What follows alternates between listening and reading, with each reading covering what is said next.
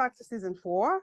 I'm so excited to start the season off with an amazing woman. And before we get there, just want to welcome everybody who's new to this space. Again, thank you for subscribing before the end of this episode. This is a space where we actually allows myself and others to share our stories as we deconstruct the world's view of immigrant status. We unlock the joys, the laughs, and the bravery that being a dreamer brings. Stay a while as we dive into today's episode. Our guest, again, she is an amazing woman making a lot of change. She is Mita Mallick, and she is a corporate change maker with a track record of transforming businesses. She gives innovative ideas a voice and serves customers and communities with a purpose. She has had an extensive career as a marketer in the beauty and consumer product goods space, being a fierce advocate of including and representing Black and Brown communities. Welcome, Mita. How are you? Thank you so much for having me, Nancy. This has been a long time in the making. I appreciate it. Oh my God, I am so excited to have you on. As always, I mean, before we dive into your amazing book that is launching today, I'm so excited. Oh my God, congratulations on that, by the way. So for starters, we just want to give our viewers a little bit about you. You could take us back to who Mita is before today. I'll start at the very beginning, Nancy, which is I'm the proud daughter of Indian immigrant parents. I was born and raised in the States with my younger brother. And growing up, it was not cool to be Indian. I was the funny-looking, dark-skinned girl with the long, funny-looking braid whose parents spoke funny English until it wasn't funny anymore. Oh, I was bullied a lot, both verbally and physically by my peers. They let me know every single day that I did not belong in that community.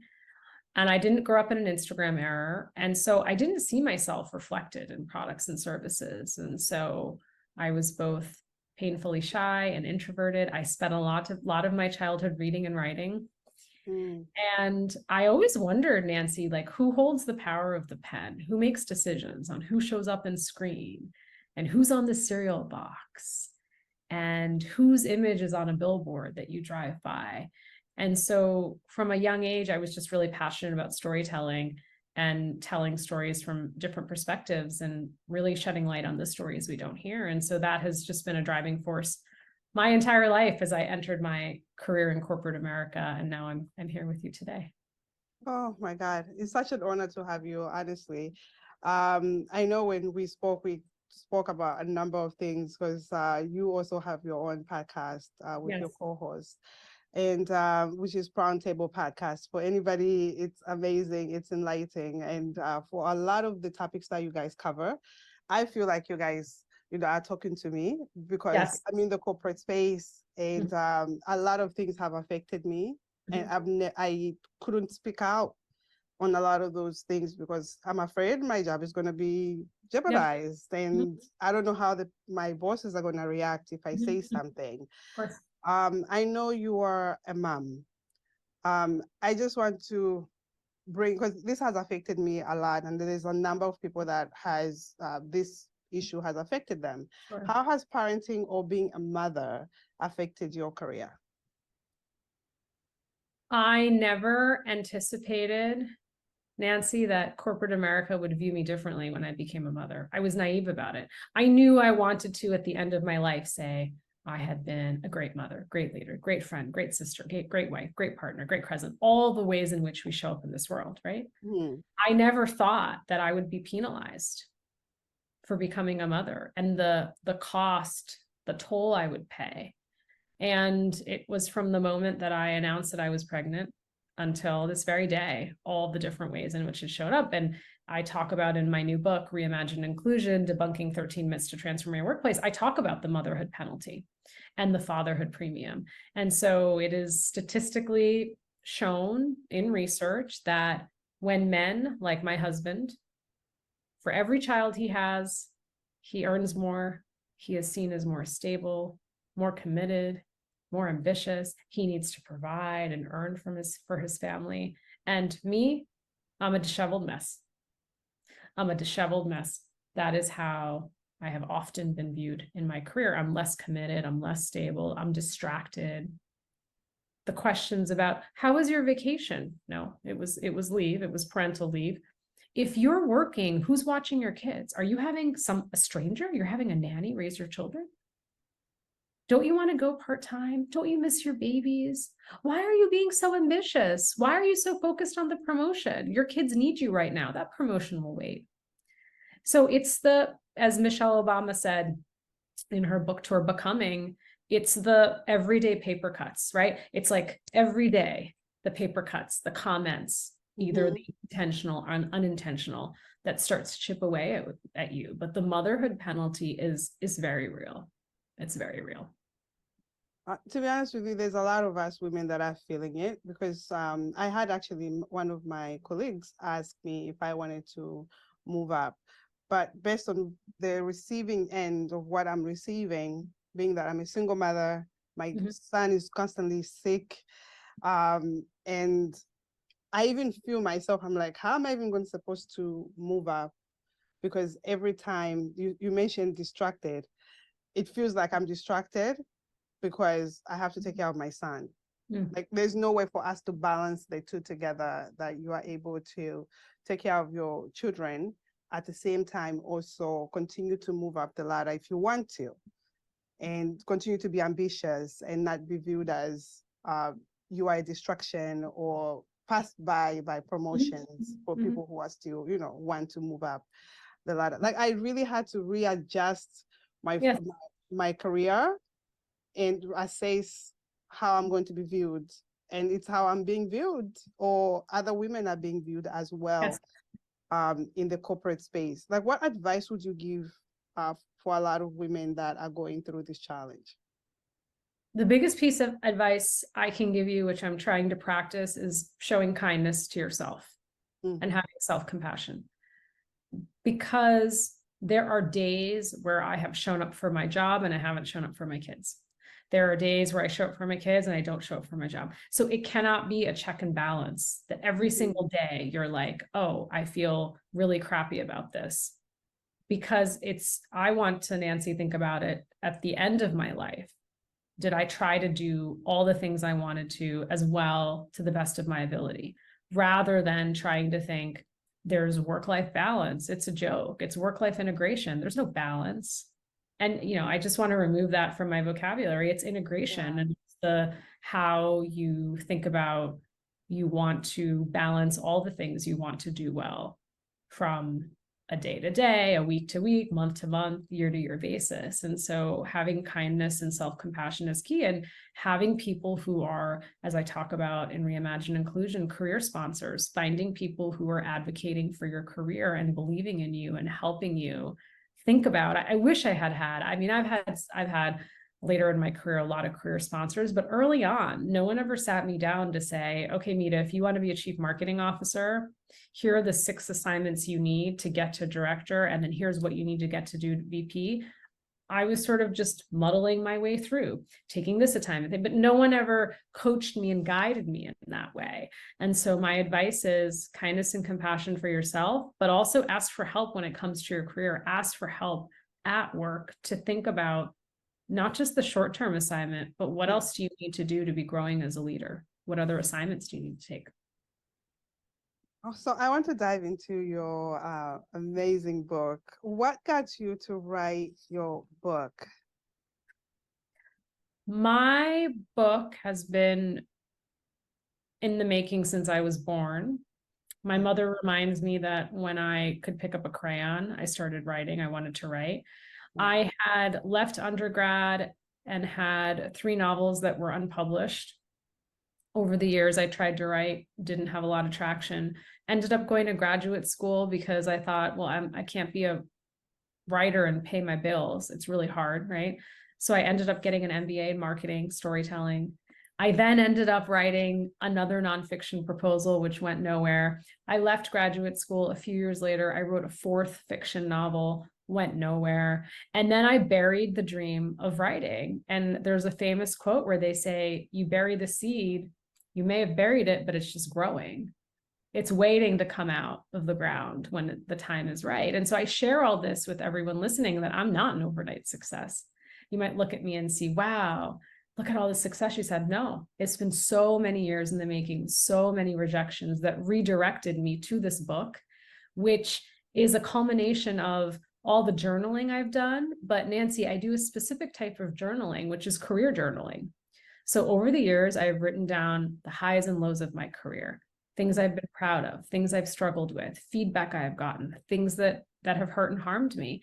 And I decided to write this book because there's a lot of great books on leadership and inclusion right now, but I wanted to say the quiet parts out loud. What holds us back from making meaningful progress in our workplaces, and going back through my journals to say, yeah, these are the 13 things that I remember hearing in my career that I want really to interrogate, and for people to just realize these are not true myths. They're not true. And once you can sort of unlearn that, you can start to do the work that's needed. Do you mind sharing some of the, I know it's 13 of them, the myths, but do you mind sharing even like 5 with us? Yes. But we want people to read the book. I already have it pre-ordered. Let me share this one. You might find this one interesting, Nancy. Myth 4, I'm all for diverse talent as long as they're good. I'm all for diverse talent as long as they're good. So every myth, and people ask why 13? It's my lucky number. Let's not overcomplicate it. My lucky number, I picked 13. Every myth is a pretty provocative title. Something that has been said somewhere in corporate America. I'm sure many places where we've heard this. I open with the powerful story. I debunk the myth, and I really leave tools for leaders to show up and do better and be better. And here's what I'll ask Nancy, you in the audience, to think about. Would we ever say I'm all for non-diverse talent as long as they're good? Have we ever heard that?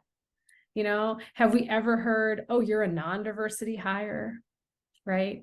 Have we? So it's interesting to think about, why, as a leader, do you think you're lowering the bar when you are hiring someone who doesn't look like you, act like you, think like you, or is not from your same community? And one of the questions I want to pose to anyone listening right now, and we do this quick exercise, is, Nancy, you're the CEO, and I was hired, the first woman of color to work on your exec team. And you have asked me to lead a troubled business. And for all the reasons we don't need to get into, it doesn't work for me or the company. I move on. Are you more or less likely to hire another woman of color based on your experience with me? Now let's do the next same scenario. It's a white man. You hire a white man to join your executive team, lead a troubled part of the business. For all the reasons, didn't work out for the company or for him, he moves on. Are you more or less likely to hire a white man again? And so I ask people to just, a lot of what I do in Reimagine Inclusion is just ask people open-ended questions, coach individuals through these scenarios. Yeah. Because if I am the lonely only, if I am the only woman of color you have ever appointed to a position, there is an unimaginable amount of pressure on me and pressure for the women who follow me. Yeah. And so if you, based on that one experience, decide, right, that all women of color and women of color talent, and that makes you less reluctant to hire a woman of color again, that's what you need to really be interrogating. Because I believe, based on my experience, that scenario would not be true if we were talking about if the executive was a white man. But Mita, you bring up a really good point. This is what happens in our corporate space. Yes. That they make the decisions based on whoever is first. So let's say the same example that you gave. I'm the only Black person African person hired in our community, which is actually true, in our community. And based on how I perform, it determines they're going to hire the second person or not. How do we avoid that? How do leaders avoid that? By hiring, developing, and promoting more Black women. That's it, full stop. Because what happens is when we have limited exposure to any community, we start to stereotype. It's how our brains work, right? Mm-hmm. And so you need to have access to a diverse pipeline, a diverse network. Our journey to be inclusive leaders is we have to continue to build relationships with people who don't have our lived experience. That's the only way we will develop and grow as leaders. And so in any of those situations, it happens because you have limited or no exposure. I talk a lot about in this myth, it's a pipeline issue. Mm-hmm. Not Canada, there's pipeline. It's like, okay, is it a pipeline issue? Or did you create the pipeline issue? Or do you just not know enough talent in the marketplace? Based on your limited network, you think it's a pipeline issue. So I ask people to interrogate that. One of the other myths that I know you'll really enjoy is, of course, we support women. We just extended maternity leave. Of course, we support women. We just extended maternity leave. That one is a touchy. It's touchy for me, for a lot of women. Let me not even say me. It's for a lot of women, because a lot of our performance is based on that. Like, I remember going on leave and coming back not getting the rating that I expected to get, and that affected my bonus. And I was in an organization where your bonus was at the end of the year. Yes. Yes. And I got my review when I came back. I haven't worked for 3 months, almost 4 months. Oh my gosh. And then I'm coming to be given a review, and I'm like, okay, based on what? Or based on whatever you did before you left. Yes. Yes. But I left my assistant running the branch. Does that affect me, or what's going on? Yeah. Well, in this myth, I debunk the fact that, not creating an inclusive culture for women doesn't mean you're creating an inclusive culture for mothers. Not all women will become mothers. So there's that piece. Also, the world of work for women can't change without men. So we need to call it parental leave. And oh, by the way, providing a policy as a check the box, that's not enough. And one of the things, your story is my story is our stories. Yes. After having my daughter, I came back to a company where I had taken, the allotted amount of time. It was 6 months I took off. Same conversation. I got the lowest rating I could get. And do you know what they told me? The business fell off the cliff during the summer. I said, I didn't work for 6 months. I don't understand how I'm being penalized. So one of the things I ask people to watch out for is many companies will rank performance on a forced bell curve. So are you giving a low rating to all the people who are out on leave?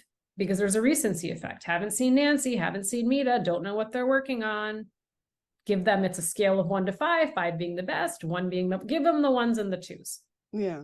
And so one of the things I would argue, and I argue in this book, is that it is your job as a leader to check in with people before they're going out on leave. So Nancy's going out on leave. My job is to check in with her and say, okay, I know you're going to be going on leave next week or the week after. I want to sit down and talk to you about your performance here to date. Right? So give the feedback, talk about what's been accomplished. And so when you come back from leave, you're not being penalized and you're not surprised because you've had a really, really clear discussion on where you stand. And then you can go back to that and say, Mita, you just gave me the lowest possible rating, but this is the conversation we had 3 months ago. I have it, and this is, well, you said I was on track, meeting all my metrics. So these two things don't match. Oh, no, that's really good. I guess touching base with whoever is going on leave as leaders instead of just letting them go. Like, regardless of whatever leave, whether it's leave of absence, whatever it is, we have to make sure that we connect with the employee. Yeah, absolutely. And I think one of the things I know you're passionate about as well is that how the stereotype of women and motherhood in the workplace, because no matter where you were raised in the world, we all have cultural stereotypes informed by our upbringing, informed by film and media. And so for many of us, we have expectations on how women's roles in society. Yeah. And so all of a sudden, when women are in the workplace like myself and we become mothers, Being an immigrant can be hard. Having been away from my home country for over 20 years has allowed me to experience these hardships firsthand. Throughout my journey, I've had a lot of challenges that were hard to bear.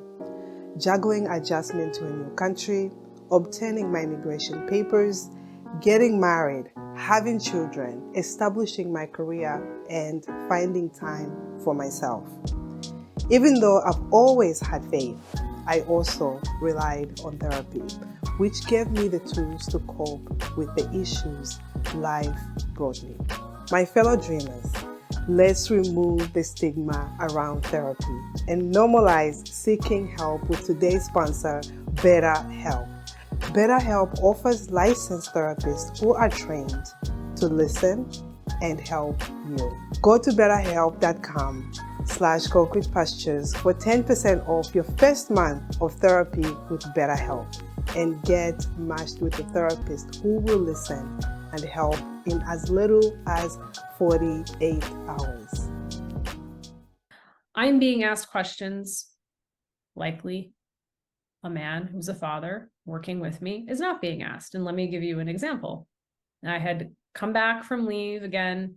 I was up for promotion and I had a number of career sponsors, Nancy, in the company say, this is the job for you. It's the promotion. We've talked to the hiring manager. Go talk to your manager, current manager. Go apply for the job. This is your next role. Now, for our audience and those of us listening, you know that in many big companies, your manager can stop you from moving or getting promoted, right? They hold the power of the pen. And so I went to my then manager and I said, hey, Nancy and Bob and Lucy and all these people have been saying I should apply for this job. I'm excited. I'd like to apply for it. This is what he said to me. He said to me, Mita, you have 2 young kids at home. You can't do that job. That job requires a lot of travel. You need to focus on your kids. That's not the job for you. And this individual blocked me and took my name off the slate, blocked me from pursuing that job, which in large corporations happens. Yep. And I was so stunned. You know what I wish I had said to him, Nancy? I wish I had said, who gave you permission to slow down my career? Again, who gave you permission to slow down my career?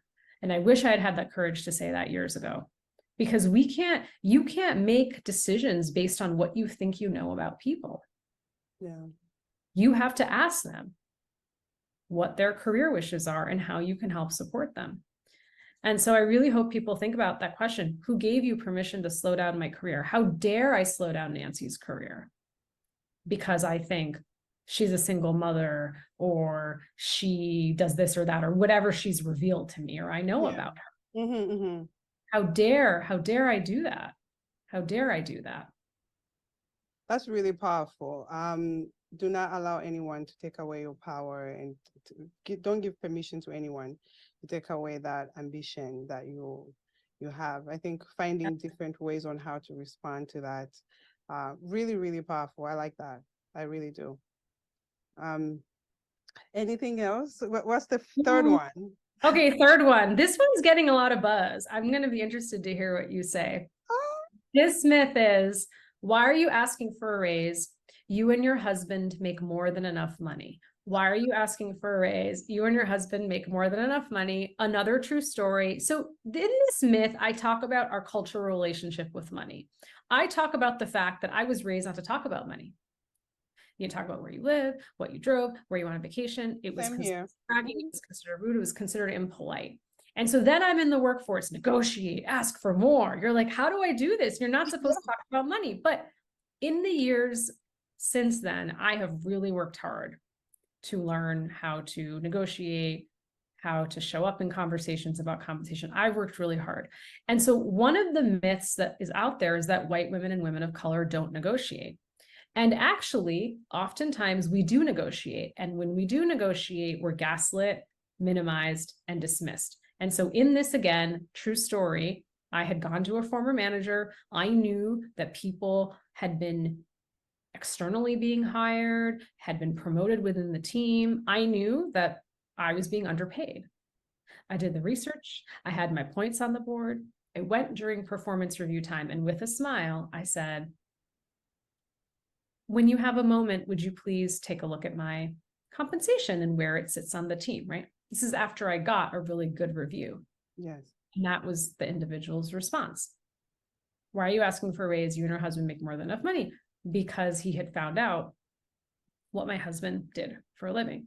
And again, I wish I had had the courage to say, what does my husband's job have anything to do with the value I bring to the company? But Nancy, these are the things that are happening quietly behind the scenes. There will be comments like, Mita's a single mother. She's the primary breadwinner. You don't need to give her a retention bonus. She's not going anywhere. Mita's getting a 5% increase. Make that 2%. Her husband, Jim, is in sales and he's killing it.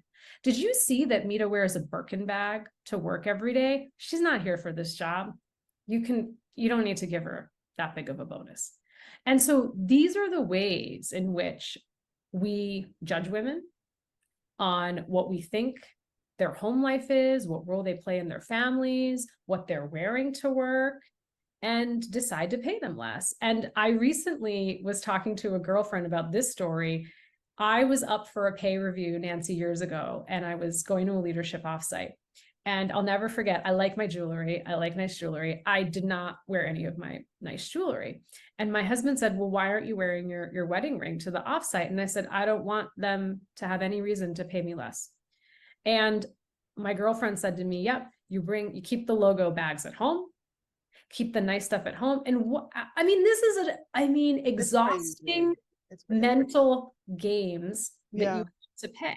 Like I say, you have to play. I don't have the privilege to wear a hoodie to work, but then I show up in a Chanel jacket. Oh, she makes enough money, but you don't even know if that was a gift from a friend, it doesn't matter. It doesn't matter, because you know what? If my husband shows up in a Gucci suit, in nice shoes, in expensive Rolex on, he's attracting money, right? No one's saying to him, oh, because you wear Rolex, we're going to pay you less. And so I really want leaders to think about, what is it that triggers me if Nancy comes and asks for her compensation to be reviewed? Why is that triggering? Why do I think she should be grateful? I pay her enough. Why is she asking for more?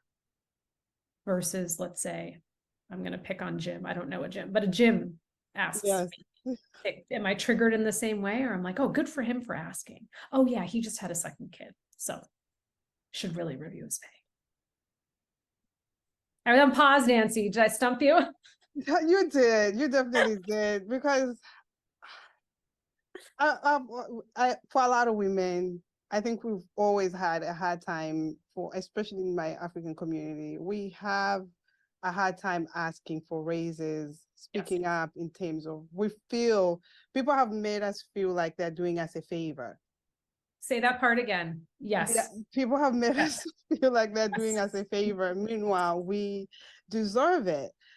And I think that's where the challenge comes in, as, okay, we actually start to embrace that, oh yes, they're doing me a favor. Let me go correct.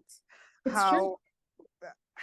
Like, you strategize on how to even go about it. Yeah, absolutely. And you earned it. You don't deserve it. You deserve it and you earned it. But here's the thing I think I've been trying to unpack as the proud daughter of Indian immigrant parents, is that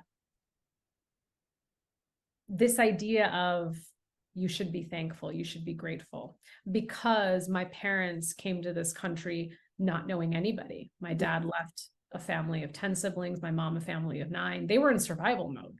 Yes. And so for them, it was that, like, we're grateful to be here. We're grateful for getting a paycheck. My dad used to say, keep your head down, work hard, stay out of trouble, and you'll be recognized. You didn't want to be a target. You wanted to almost make yourself invisible. And it was trust the system. And so a lot of these things are intergenerational trauma that's passed down, that I found that I'm absorbing. Like what you say deeply resonates with me. I should be grateful. I should be thankful. I should trust the system. I shouldn't ask for more. Oh, they're paying me enough. And it's like, no, they're not paying you enough, and you're worth more. And you're worth more than that. What are your parents saying about your book? Oh my God. I wish my dad was still here. I lost him really suddenly in 2017. And thank you. And my dad was loved reading, a huge reader. So I know because of his blessings, I know he's looking down on me. My mom is just super thrilled and excited and said, you wanted to write a book since you were a child. And so I certainly stand on the shoulders of my ancestors. I think in our prior conversation, I had said to you that both my grandmothers were child brides. My dad's mother was married when she was 12 years old. My mother's mother was, I will say, married off, not married, married off when she was 10 years old. Oh, wow. Men in their 20s, they had really large families and were remarkable women. And so, I'm living proof, Nancy, of what gender progress looks like in just less than 3 generations. Like, this is what it looks like. Amazing. And I'm so proud of your work. Truly. Oh, thank you. I am, because I follow what you do from your show, Brown Table podcast. It's really, truly amazing, and it's needed. We need you guys' voices. The topics that you guys cover really resonate with me a lot, and I know they resonate with a lot of your listeners. And I'm sure it's going to resonate with the Concrete Pastures family as well. So from that, what's the 4th one for us to cover? Another myth. Okay, another one I talk about. It's time to have some courageous conversations on race. Let's ask our employees of color to lead them. It's time to have some courageous conversations on race. Let's ask our employees of color to lead them. Nancy, I can't wait for you to read this book. I can just feel your energy through the screen. Yeah, I mean, I'm spilling some tea. If you love the Brown Table Talk podcast, you're going to love this book. Let me just say that. No, I really love it. I really love it. Just from the 4 minutes that you just sharing, and from the time, the moment we spoke, you and I connected, I'm like, listen, I love the energy you guys give on Brown Table. I'm like, yes, that's exactly what I went through. Yes. So, wow. Okay. So, yeah. And what I really talk about in that book is our employee resource groups are not our diversity, equity, and inclusion strategy. ERGs are important. They're important for community and conversation, but you cannot continue to burden your Black and Brown employees, individuals from historically marginalized communities, to do the work. And, I've grown up in this country. I was born and raised in the US. I grew up from the moment I was born having courageous conversations on race. There was no choice in that for me. And so what I think about in the workplace is when we talk about courageous conversations on race, who is actually the person who's showing the courage, right? It's usually the person who's from a historically marginalized group, who's being put on the spot. Yep. I always talk about the real dynamics of power and privilege in work. If I'm the CEO inviting you to come speak about your experience as a woman of color, it's not really an invitation. You likely, in that role, don't have an opportunity to say no because of the power dynamics. And so why do we continue to put paint on display in our workplaces? Another shooting of an unarmed Black American. Oh, let's gather our Black employee resource group, ask them how they're feeling. Another anti-Asian hate crime.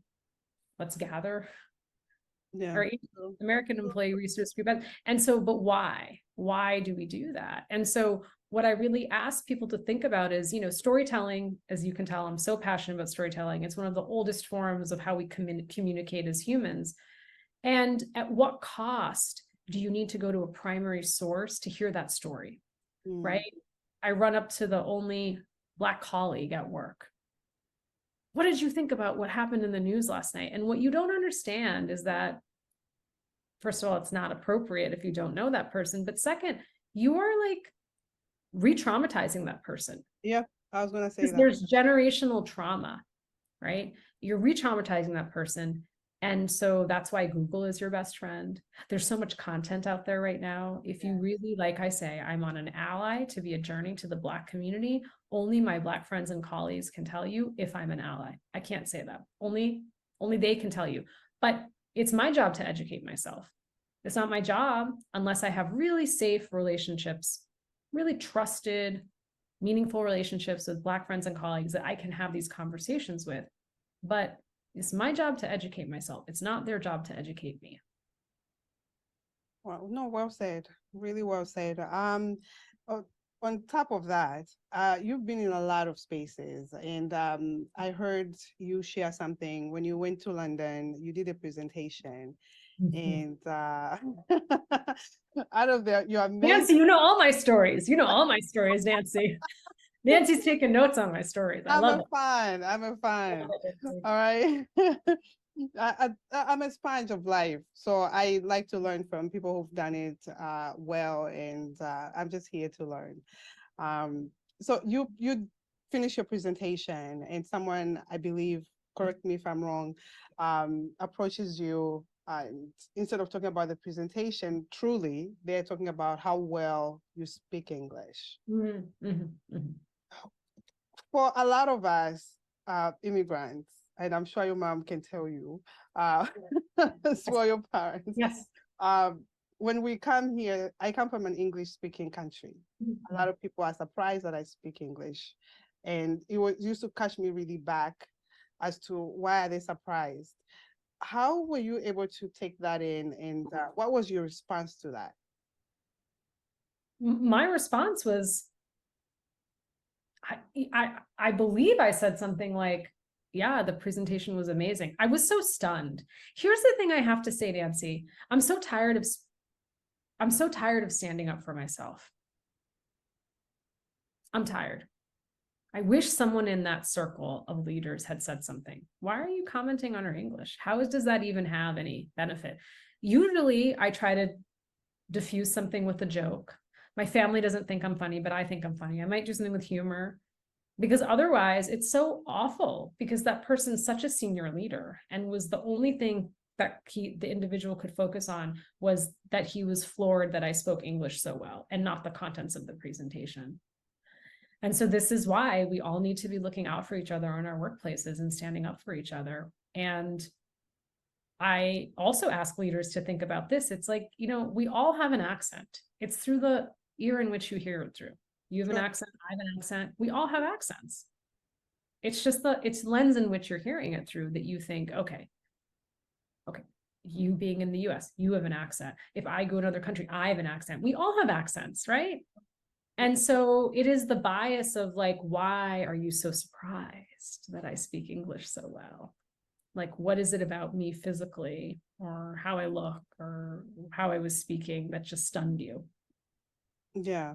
No, it definitely catches like a lot of our guests here that have shared on how shocking it is that someone is surprised that you speak English.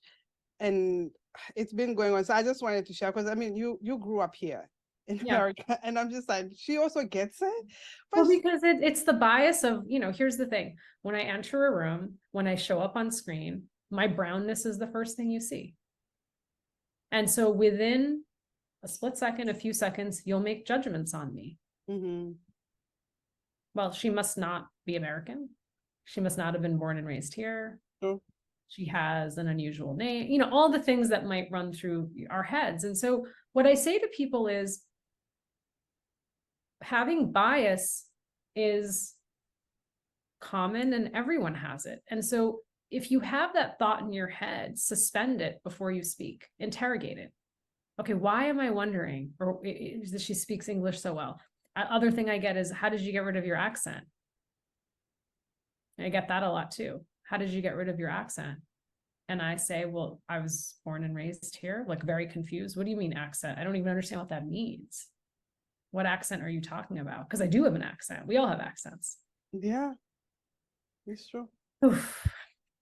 Oh, thank you for that. So reimagine inclusion, reembarking 13 myths to transform your workplace.